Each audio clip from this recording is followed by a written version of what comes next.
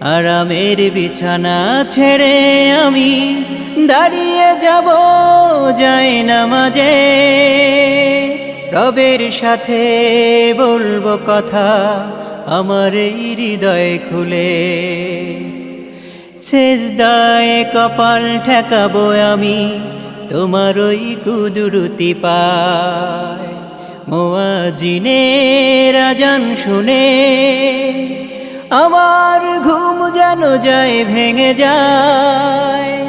ফজর দিয়ে দিনই করব শুরু, ফজর দিয়ে দিনই করব শুরু, মনের মাঝে এই বাসনা সাজাই।